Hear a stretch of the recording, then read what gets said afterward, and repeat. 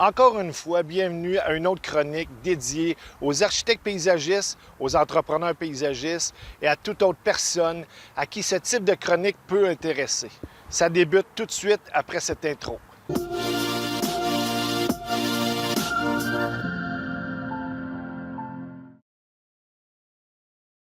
Bonjour, je me présente Daniel Potvin, alias Paveur Dan, pour ceux qui me connaissent déjà. J'ai travaillé plus de 30 ans dans mon entreprise en aménagement paysager avant de devenir maintenant représentant conseil en aménagement paysager chez TecoBloc. Ma mission à moi aujourd'hui, c'est de partager mes connaissances à travers des vidéos sur l'aménagement paysager. Débutons maintenant. Aujourd'hui, je vous parle de la construction de vos fondations avec l'utilisation de pierres 0,3 quarts. Ça provient des carrières à proximité de vos chantiers où est-ce que vous achetez directement ou par votre fournisseur local.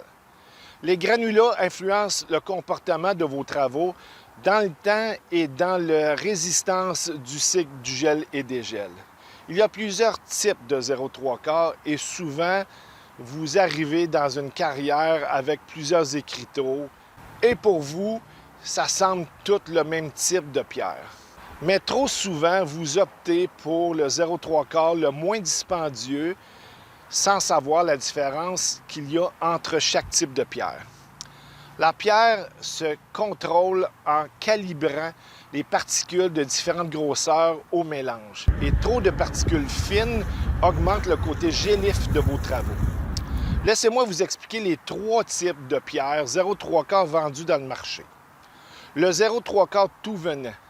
Le premier type de pierre est le 0,3 quarts tout venant ou le MG20B. C'est très gélif parce que souvent utilisé par les entrepreneurs à cause du prix moins dispendieux. Son mélange de particules fines qui fait que votre produit est gélif. Le deuxième, le 0,3 quarts municipal. Tant qu'à lui, le contrôle est régulier mais beaucoup espacé dans le temps car son contrôle est moins nécessaire. Les particules fines de ce mélange devraient jouer entre 4 à 8 de particules fines à l'intérieur de votre pierre que vous achetez. Le troisième, le MG20, qui est classé MTQ. Cette pierre est classée très rigoureusement, donc la moins gélif du marché à cause des particules fines qui sont contrôlées. Dans son cas, le classement est fait plus régulièrement et c'est d'ailleurs la pierre qu'on va utiliser pour la construction du ministère du Transport à cause des particularités fines de ce mélange qui va jouer entre 4 et 8 de particules fines. C'est garanti par votre fournisseur le pourcentage de particules fines que vous avez à l'intérieur de votre mélange.